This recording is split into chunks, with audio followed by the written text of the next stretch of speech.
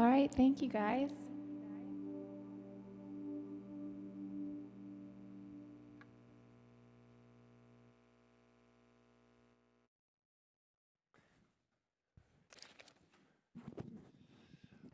All right, everyone. Good morning. Good morning. Good morning. Why don't you say hi to everyone that you see watching there with you?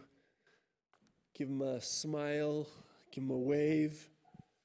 I have Lydia here beside me. We have some really exciting news for you. And it is that next Sunday we are reopening. Are you excited about that, Lydia? Yeah.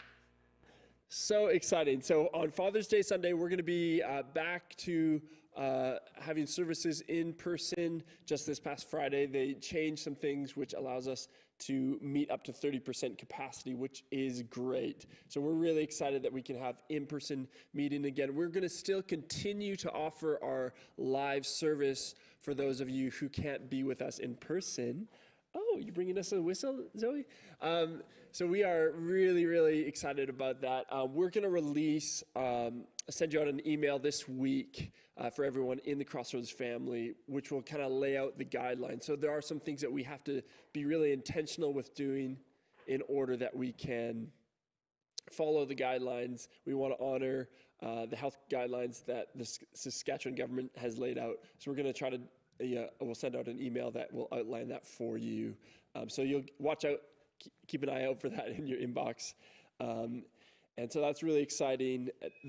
One of the things just to highlight, I won't go into too much detail, but for those who have young kids, we won't be having Sunday school. So just come prepared with, bring the snacks, bring the coloring stuff, just come prepared. But we're so excited. Being in person again is going to be great. Crossroads cell groups have restarted. So if you are not in a cell group, again, we just want to encourage you to get in a cell group. This is really going to be the space where you can socially interact with people. And so if you're not in a cell group, I'm just going to highlight the cell group leaders and you can get in touch with them. We really encourage our whole church family to be in cell groups at this time, as this is the most meaningful way that you can kind of socially interact, and we feel is really important right now. So we have Richard and Polly. They lead our one of our adult cells, and that's Thursday weekly, and you can get in touch with them. If you don't know how to get in touch, send a message. And Charles and Maria are leaders of our young family.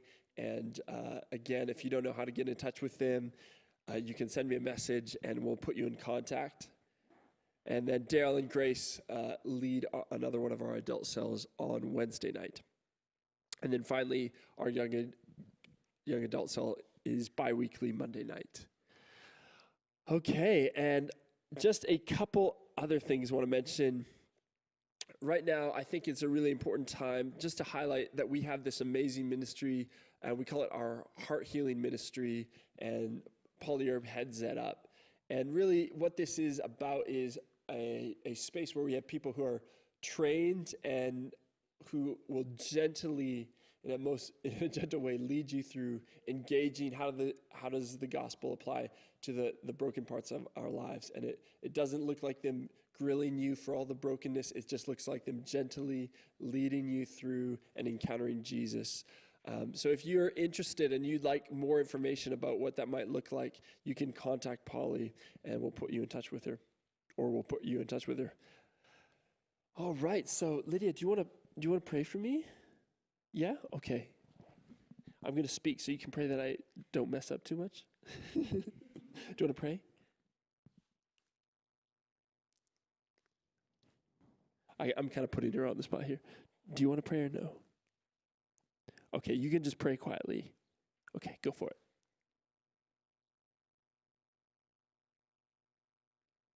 Awesome. Thanks, honey. Thank you. All right. Good job. You can go back and sit with Mom. All right. This morning, I'm going to start a series on the Gospel of Mark. And the purpose of this series is that we'd get to know Jesus better. and really understand what is this kingdom message.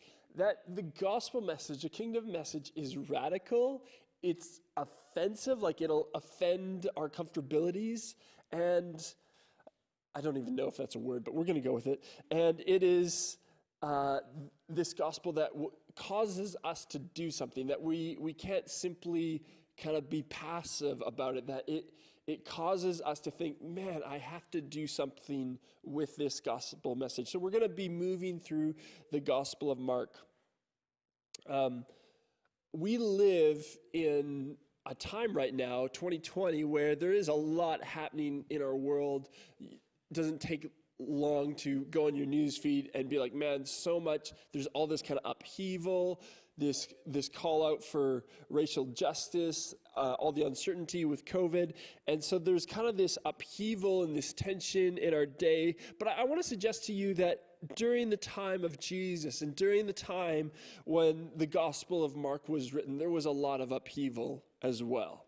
And so the gospel is relevant to the very things that we face today. And I personally believe, and a lot of church leaders would agree, that the church is best equipped to speak to the question of our day. The questions of, what does it look like to actually love our neighbor? How do we actually show love to our fellow person? And as a church, we have the foundation to speak to the value of each person based on the value that Christ has bestowed on each individual. And we have a way to speak about unity that is so powerful because we see that unity it's not founded on social or economic groups. But for us, unity can happen around the reality of the good news. So what is that good news? What is this good news? And that's what we're going to look at today. So if I'm going to kind of summarize, if I were to kind of summarize some of the major themes of Mark, and I just want to, put them out for you, these three things. One, it's a call to return to him. He calls us to the new but ancient path, which is communion with him. And this is the foundation of community. This is foundation of community. Unity is the return to him. Secondly, a major theme that we're going to see throughout the gospel is the recognition of our own poverty. So this is what enables us to engage with the brokenness in the world. Unless we recognize our own poverty, it is impossible for us to properly engage with the brokenness in our world. And thirdly, it is to follow him, the path of discipleship. And so we're going to kind of do full circles and connect back to our series that we did on discipleship. When I was a little boy, I had one of these picture Bibles. Probably all of us had them. And I didn't know how to read. I was kind of late to learn how to read, but I loved looking at my picture Bible. And I remember this one time where I sat in my room and I was determined to get through my whole Bible, to read my whole Bible. So I worked from Genesis all the way to Revelation. But essentially what I was doing was looking at each picture. It was sort of like, the major events through the Bible. And I just looked at each picture, kind of took that in and slowly worked through the Bible. I don't know how long this took me, but then, it was in the morning when our family would kind of gather for devotions. And I boldly walked out to the living room where everyone was, where my parents were, and said, I've just read the whole Bible. And I was pretty proud of that I had read the whole Bible in one sitting. It's quite an accomplishment for a 7-year-old. And,